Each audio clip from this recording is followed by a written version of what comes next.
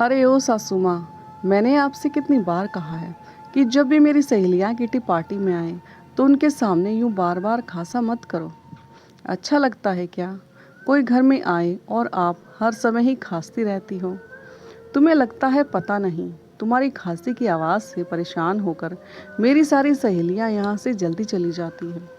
और एक मेरी सहेली तो यह भी कह रही थी कि पिछली किटी पार्टी में भी तुम्हारी सासू माँ ऐसे ही खांस रही थी। अब तक उनकी खांसी ठीक नहीं हुई क्या? कहीं उन्हें कोई गंभीर रोग तो नहीं? लगता है हमें तो यहाँ आना ही बंद करना पड़ेगा। और पायल, अपने परिवार का ध्यान रख, वरना कहीं इनकी वजह से तेरे बच्चों को कोई बीमारी ना हो जाए। सासू माँ, मैंने कितनी बार कहा है कि आप अपने कमरे से बाहर ही मत निकला कीजिए। पायल गुस्से से अपनी सास मालती जी से बोलती हुई। पीछे से रवि भी अपनी पत्नी पायल से बोला, पायल, मैं तो तुम्हें समझा समझा कर थक गया हूँ कि माँ को कोई भी बात समझाना बेकार है। उन्हें समझाना मतलब दीवार में सर मारने के बराबर है। तुम बेकार में ही उन्हें समझाने में अपना समय बर्बाद कर रही हो। ये घर में यूं ही खांसते खांसते घूमती रहती हैं। इन्हें तो इतना भी नहीं पता कि मुंह पर हाथ रखकर खांसना चाहिए। घर में दो छोटे छोटे बच्चे भी हैं, कम से कम उनके बारे में ही सोच ले। मगर नहीं, उनसे अपने कमरे में एक जगह बैठा नहीं जाता। मालती जी सहमी हुई सी बोलती है कि बेटा, न तो तुम दोनों के पास मेरे लिए थोड़ा बहुत समय है और ना ही तुम लोग मेरे इलाज के लिए पैसा लगाते हो। तो घर के घरेलू नुस्खे कर करके थक गई हूँ, मगर खांसी में कोई आराम नहीं पड़ता। फिर भी तुम लोग मुझे अस्पताल लेकर नहीं जाते, उल्टा कहते हो कि खांसी मत करा करो। भला कोई जानबूझकर खांसता है क्या? तुम ही बताओ। कितनी बार कहा है कि मुझे डॉक्टर के पास दिखा लाओ, मगर तुम दोनों को अब इस बूढ़ी माँ की फिक्र नहीं है। पायल हाथ जोड़कर बोलती है, माँ जी, आप अपने कमरे से बाहर मत निकला कीजिए, बस इतनी मेहरबानी कर दीजिए। हाँ, नहीं है हमारे पास आपके लिए पैसे। मैं आपके सामने हाथ जोड़ती हूँ। मेरे भी दो बच्चे हैं, उनकी जिम्मेदारियाँ पूरी करें या आपके पीछे पैसे लुटाते रहें। आपको तो बस बैठे बैठे मुफ्त की रोटियाँ तोड़नी होती है, और कोई काम तो है नहीं आपको। काम की ना काज की, दुश्मन अनाज की, मालती जी बोली। बहू, अब तक तो सारे घर का काम तुम मुझसे ही करवाती आई हो। तुमने तो सिर्फ बच्चे बड़े करने में अपनी उम्र बिताई है, मगर मैंने इस मकान को घर बनाने में अपनी उम्र बिताई है। अपने खून पसीने, अपनी मेहनत से घर का एक एक कोना सजाया है। घर की साफ सफाई से लेकर रसोई भी संभालते आई हूँ अब तक। मगर आज जब इतने दिनों से यह बुढ़िया खांसी जा रही है तो किसी को रत्ती भर भी फिक्र नहीं है मेरी। रवि बोला, माँ, पायल बिल्कुल सही कह रही है। अब आपकी तो उम्र हो चली है, मगर मेरे बच्चों के सामने तो उनका पूरा भविष्य पड़ा हुआ है। आपको तो अब भगवान उठा भी ले तो कोई बात नहीं। मालती जी बोली, वाह बेटा, अच्छा सिला दिया है तूने मेरी ममता का। अच्छा हुआ तेरे बाबूजी मुझसे पहले ही इस दुनिया से चले गए, वरना अगर आज वह यह सुनते तो जीते जी ही मर जाते। हमने जब तुझे पाला पोसा था तो कभी तेरे दादा दादी को नज़रअंदाज नहीं किया, क्योंकि तेरे आने से उनकी अहमियत कम नहीं हो गई थी। माना इंसान पर अपने बड़ों और अपने छोटों दोनों का भार होता है, मगर इसका अर्थ कदापि यह नहीं कि वह बुजुर्गों को मरने के लिए छोड़ दे। मगर आज तूने यह सब कहकर साबित कर दिया कि तुझे और बहू को मेरी बिल्कुल भी परवाह नहीं है। मालती जी अपने कमरे में जाकर आंसुओं से भरी आंखें लिए अपनी टूटी फूटी चारपाई पर जाकर बैठ गई। अपने बेटे बहू के ऐसे शब्द सुनकर उनका कलेजा छलनी हुआ जा रहा था। वे मन ही मन कहने लगी, भला कोई बेटा अपनी माँ को ऐसे कड़वे शब्द कैसे बोल सकता है। अभी 2 दिन ही पहले की तो बात है, जब मालती जी अचानक पायल के कमरे में पहुंच गई थी। तब अचानक मालती जी को देखकर पायल के हाथों से हड़बड़ाहट में सोने के हार का डिब्बा गिर गया था, जिस पर लिखा हुआ था, हैप्पी बर्थडे पायल, यह गिफ्ट तुम्हारे प्यारे पति की तरफ से तुम्हारे लिए। पायल अचानक से सासू माँ को अपने कमरे में देखकर एकदम से घबरा गई और घबराहट में चोरी से अपने गिफ्ट को उठाने लगी और कहने लगी, सासू माँ, क्या आपको इतनी भी तमीज़ नहीं की किसी के कमरे में जाने से पहले दरवाजे को खटखटाते हैं। यह सब कहते हुए पायल ने अपना फटाफट गिफ्ट उठाया और अलमारी में चोरी से रख दिया और सकपका कर बोली, माँ जी, आप क्यों मेरे कमरे में आ गई? क्या काम था आपको? मुझे बाहर ही बुला लिया होता।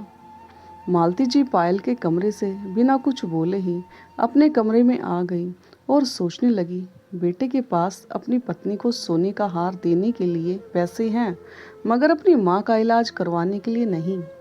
क्या शादी के बाद बेटा इतना बदल जाता है? क्या वह इतना पराया हो जाता है? क्या बहू का अपनी सास के प्रति कोई फर्ज नहीं? मालती जी भरे हुए गले से बोली, आज मैं बेटे पर इतनी बोझ बन चुकी हूँ कि वह मेरे मरने का इंतजार कर रहा है। आखिर मुझ पर बेटे का कितना खर्च हो जाता होगा। रवि के पिताजी की मृत्यु के बाद मैंने तो कोई नया कपड़ा तक नहीं खरीदा।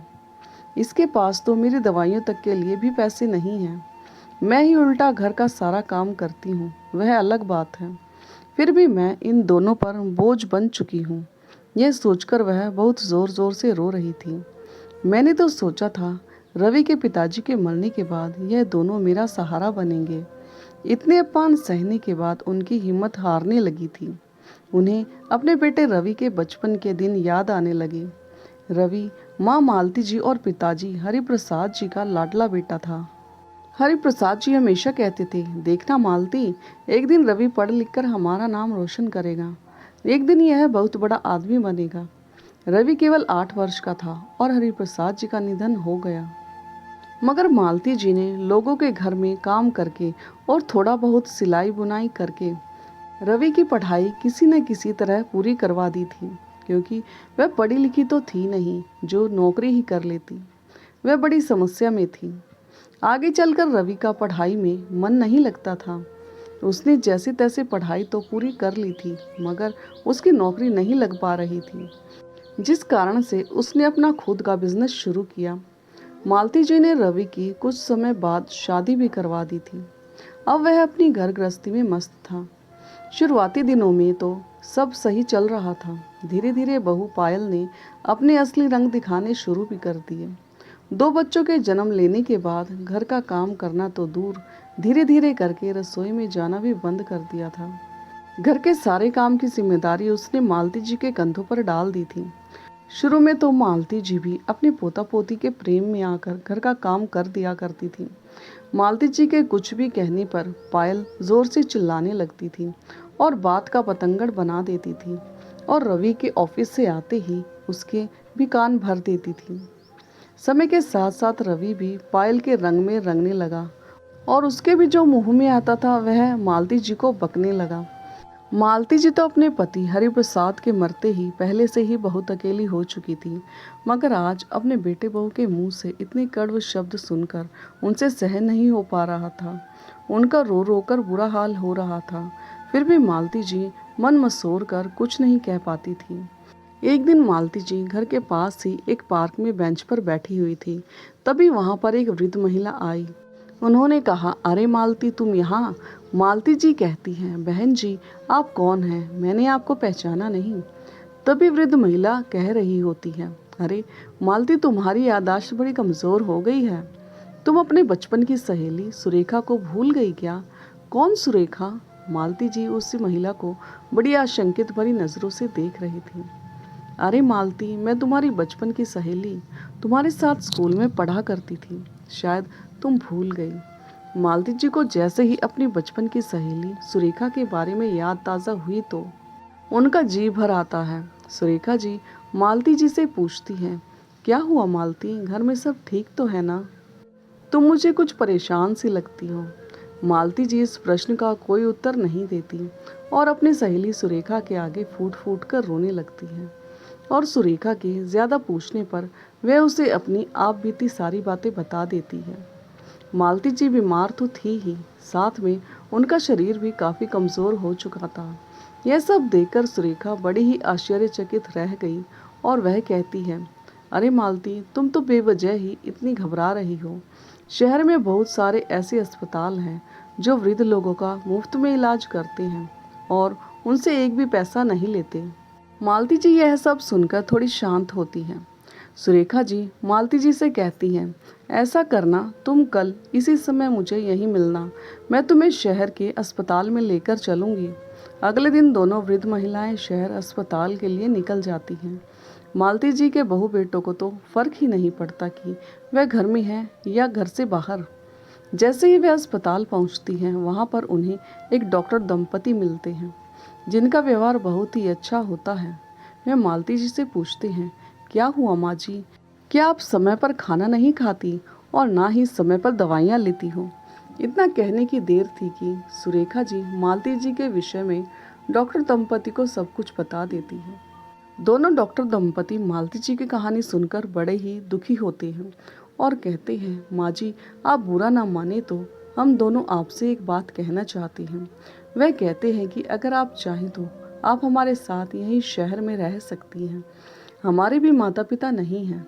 इस तरह आपकी भी सेवा हो जाएगी और हमें भी माता का सुख प्राप्त हो जाएगा। मालती जी को सोच विचार में पड़ जाती हैं और फिर कहती हैं, पर पता नहीं बेटा मुझे कौन सी बीमारी हो गई है जो हरदम मुझे खांसी आती रहती है। अगर मैं तुम लोगों के साथ रहने गई तो हो सकता है कल को यह बीमारी तुम्हारे बच्चों को भी हो जाए, और मैं ऐसा हरगिज़ नहीं चाहती, इसलिए नहीं बेटा मैं यहीं ठीक हूँ। उसमें से लेडी डॉक्टर कहती है, माता जी आप तो खामखा ही घबरा रही हैं। आपको कोई बड़ी बीमारी नहीं है, बस एलर्जी वाली खांसी हो गई है। आपको धूल मिट्टी से थोड़ा दूर रहना होगा, इसलिए आप धूल मिट्टी से ज़रा दूर ही रहिएगा, और अगर घर में सफाई करनी भी पड़े तो मुंह पर रुमाल लपेट कर कीजिएगा। मालती जी कहती है, डॉक्टर साहिबा मैं धूल मिट्टी से कैसे दूर रह सकती हूँ? मेरी बहू घर के ऐसे काम बिल्कुल नहीं करती। ऐसे तो सारे काम मुझसे ही कराती है और वह सारे काम मुझे करने भी पड़ते हैं, और मुंह पर रुमाल लपेट कर तो मेरा दम घुटने लगता है। डॉक्टर साहिबा बोली, माँ जी आपको इस उम्र में बहू के होते हुए यह सब कामों में थोड़ा दूर ही रहना चाहिए। अब देखिए आपको कितनी ज़्यादा खांसी हो गई है जो रुक ही नहीं रही। फिलहाल मैंने आपको दवाइयाँ दे दी हैं, मगर आपको एक हफ्ता रोज़ यूं ही मेरे पास आना पड़ेगा। आप समझ रही हैं ना माँ जी मैं क्या कहना चाहती हूँ, ताकि मैं आप में हो रहे बदलाव को देख पाऊँ। आप शायद जानती नहीं, 1 महीने से ऊपर की खांसी जानलेवा भी हो सकती है। मालती जी बोली, डॉक्टर साहिबा वैसे भी जान की किसे पड़ी है? मेरी जान अगर चली भी जाए तो मेरे परिवार को कोई भी फर्क नहीं पड़ता, और मेरी परवाह करने वाला इस दुनिया में है भी कौन? खास कर बुरा हाल हो गया था, इसलिए आ गई इलाज करवाने, वरना अपने आप से लगाव तो कब का खत्म हो चुका है। लेडी डॉक्टर को मालती जी की बातों से आभास हो चला था कि वह बहुत दुखी है। मालती जी अब रोज़ उनके पास आने जाने लगी थी। बातों बातों में पता चला कि उन डॉक्टर साहिबा का नाम सीमा है, और वे दोनों पति पत्नी यहाँ शहर में थोड़े दिनों के लिए समाज सेवा करके वापस अपने दूसरे शहर लौट जाएंगे। मालती जी की डॉक्टर साहिबा से अच्छी मित्रता हो गई थी। उनकी खांसी में भी अब काफ़ी आराम था। मालती जी अब खुश रहने लगी थी और देखने में भी वह पहले से स्वस्थ लग रही थी। सीमा मालती जी से बड़े ही प्यार से माँ कहती थी। मालती जी डॉक्टर साहिबा के बच्चों को भी खूब प्यार करती और कभी कभी उनके लिए घर से कुछ पकवान बनाकर भी ले आती थी जो बच्चों को बहुत पसंद आते। मालती जी ने भी अब अपने मुंह से डॉक्टर सीमा को सब कुछ बता दिया कि उनके बेटा बहू उनसे कैसा व्यवहार करते हैं। मालती जी बोली, सीमा बेटी अगर तुम न होती तो मैं शायद एक कमरे में हमेशा के लिए बंद हो जाती, क्योंकि मेरे पास बिल्कुल पैसे नहीं हैं और मेरे बेटा बहू तो मुझ पर एक पैसा भी खर्च करना नहीं चाहते। सीमा बोली, माँ जी ऐसे बेटे बहू को तो आपको सबक ज़रूर सिखाना चाहिए। मालती जी बोली, बेटी अब इस उम्र में मैं क्या सबक सिखा पाऊंगी? सीमा बोली, माँ जी आज की दुनिया में सभी को आत्मनिर्भर होना जरूरी है। इन सब के लिए उम्र मायने नहीं रखती, ताकि वह किसी पर निर्भर ना रहें, और ऐसे बेटे बहू को भी यह दिखा देना चाहिए कि वे अपने माता पिता को कभी भी कमज़ोर समझने की गलती बिल्कुल भी ना करें। मालती जी को सीमा की यह बात बिल्कुल सही लगी। सीमा मालती जी के जाने के बाद सोचने लगी, काश मैं माँ जी की कुछ मदद कर पाती। यह बातें सीमा के मन में चलती रहती थी। दोनों बच्चे मालती जी के साथ बहुत घुल मिल गए थे। यह देखकर सीमा मालती जी से दोबारा अपने साथ चलने के लिए कहती है। सीमा कहती है कि माँ जी, अब मैं आपकी एक भी नहीं सुनूंगी, आपको हमारे साथ चलना ही होगा। सीमा ने मालती जी से हमेशा के लिए अपने साथ दूसरे शहर चलने के लिए कहा। मालती जी से प्रार्थना की। सीमा बोली, माँ जी, हम दोनों दंपति का तो अस्पताल में ही पूरा दिन बीत जाता है और हम अपने बच्चों को समय ही नहीं दे पाते। अगर आप वहाँ आकर मेरे बच्चों और रसोई का काम संभाल ले तो आपकी इनकम भी शुरू हो जाएगी और आपको यहाँ आपके ऐसे बेटे बहू के आगे कभी हाथ भी नहीं फैलाने पड़ेंगे। माँ जी पहले तो सोच में डूब गई, क्योंकि उन्होंने इस घर को अपने 40 साल दे दिए थे, मगर फिर भी बेटा बहू उनके नहीं हो पाए। वैसे भी ऐसे बेटे बहू के साथ रहकर अपना सम्मान खोने से बेहतर यही था कि अपने लिए जिएं, डॉक्टर साहिबा के साथ जाकर आत्मसम्मान की रोटी खा सके। मालती जी ने तुरंत हामी भर दी, क्योंकि वह जानती थी कि उनके इस फैसले से उनके बेटे बहू पर किसी भी प्रकार का असर नहीं पड़ेगा।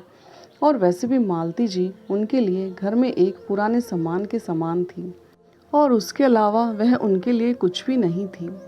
मालती जी भी अब सम्मान की रोटी खाना चाहती थी। सीमा ने तुरंत उनके जाने की तैयारी भी शुरू कर दी थी। जैसे मालती जी में एक आस जग गई थी, जिससे मालती जी अब पहले से बहुत खुश रहने लगी थी और आत्मसम्मान से जीना चाहती थी। सीमा मालती जी को उनके घर से अपना सामान और उनके कपड़े लाने के लिए कहती है। मालती जी उदास मन से कहती है कि बेटा, जिस दिन से रवि के पिताजी का देहांत हुआ है, उस दिन के बाद से उन्होंने मुझे एक कपड़ा तक नहीं दिलवाया है। मेरे पास जो भी फटे पुराने कपड़े हैं वह रवि के पिताजी के ही दिलवाए हुए हैं। सीमा ने अपने शहर पहुंचकर मालती जी को कुछ सूती साड़ियां दिलवा दी। फिर सीमा ने कहा, माँ जी, आप चिंता मत कीजिए, हम आपके साथ हैं। अगर आपको किसी भी चीज़ की आवश्यकता है तो हम आपको ला कर देंगे। मालती जी दूसरे शहर जाकर रस बस गई थी। दोनों दंपति का इतना प्यार और स्नेह देखकर उन्हें लगा ही नहीं कि वह पराये लोगों के बीच में हैं। पूरे दिन वे बच्चों और रसोई संभाल लेती और बदले में पैसे और सम्मान दोनों पाती। मालती जी के खुद के बेटे बहू ने कभी उनकी खबर तक नहीं ली, मगर यहाँ दोनों डॉक्टर दंपति ने मालती जी को माँ की तरह सम्मान दिया। अब मालती जी बहुत खुश थी। दोनों ने मालती जी को अपनी माँ जैसा प्यार दिया। यहाँ आकर मालती जी ने भी अपने स्वार्थी बेटे और बहू को कभी भी याद नहीं किया और ऐसे ही समय बीतता चला गया। लगभग 8-10 वर्ष हो गए मालती जी को पराये शहर में आए हुए कि एक दिन अचानक उनके बेटे रवि का उनके पास फ़ोन आया और वह रोते हुए बोला, माँ, मुझे बिजनेस में बहुत बड़ा घाटा हो गया है और मेरे सिर पर लाखों का कर्ज भी है। अगर तुम सारी प्रॉपर्टी मेरे नाम कर देती हो तो मैं कुछ हिस्सा बेचकर अपना कर्ज चुका देता। रवि थोड़ा हिचकिचाते हुए अपनी माँ मालती जी से कहता है, प्लीज़ माँ, मैं बहुत बड़ी मुसीबत में हूँ। मेरे पास बस 10-15 दिन का ही समय है। अगर मैं समय पर कर्ज नहीं चुका पाता तो मुझे जेल भी जाना होगा। मैं अपने किए पर बहुत शर्मिंदा हूँ। मुझे आपके साथ ऐसा व्यवहार नहीं करना चाहिए था। हमने आपका हर पल तिरस्कार किया, आपका अपमान किया। शायद भगवान ने हमें हमारे कर्मों की सज़ा दी है। मुझे माफ़ कर दो माँ, हमारे पास इसके अलावा और कोई रास्ता भी नहीं बचा है। मालती जी इतने सालों बाद अपने बेटे की आवाज़ सुनकर कुछ देर तो बोली ही नहीं, मगर माँ कब तक अपने बेटे से नाराज़ रह सकती है। आखिर है तो माँ ही। मालती जी कहती है, बेटा फिक्र मत कर, मैं हूँ ना। मैं मेरे बचाए हुए पैसों से कुछ पैसे तुझे भिजवा दूंगी ताकि तुम अपने कर्ज से थोड़ा बहुत मुक्त हो सको। माँ की बातें सुनकर रवि थोड़ा शांत होता है। फिर रवि बड़ी ही शर्मिंदा हुआ कहता है, बहुत मेहरबानी होगी आपकी। मालती जी फ़ोन रखकर सोचने लगती है। इतने सालों बाद बेटे का फ़ोन आया, वह भी ज़रूरत के लिए। खैर, उन्होंने सीमा से कहकर अपने अकाउंट से 2 लाख रुपए निकलवा लिए, जो उन्होंने पहले के समय से ही जमा कर रखे थे, और अपने बेटे को भिजवा दिए। रवि उन पैसों से अपने कर्ज की थोड़ी बहुत भरपाई कर पाया, जो रवि और पायल कभी अपनी माँ को सम्मान न दे पाए। आज उन्हीं के कमाए पैसों से अपना काम चला रहे थे। मालती जी यहाँ पराये शहर में बहुत खुश थी, क्योंकि वह अब आत्मसम्मान की रोटी जो खा रही थी, न कि बेटे बहुओं के टुकड़ों पर पल रही थी। उन्होंने कभी नहीं सोचा था कि जिंदगी उन्हें नया मौका देगी। वे तो यही सोचकर हिम्मत हार चुकी थी कि शायद अब पूरी जिंदगी वे बेटे बहू के ताने सुनने पड़ेंगे। मगर भगवान ने उन्हें फिर से नया मौका दिया, नई जिंदगी दी, जो वे आत्मसम्मान के साथ गुजर बसर कर रही थी। तो दोस्तों, आपको ये भावुक और प्रेरणादायक कहानी कैसी लगी और कहानी का कौन सा हिस्सा आपके दिल को छू गया, कमेंट करके ज़रूर बताएं। और हाँ, यदि चैनल पर नए हो तो चैनल को लाइक, सब्सक्राइब और शेयर करना ना भूलें। तो मिलते हैं एक नई कहानी के साथ, तब तक के लिए धन्यवाद।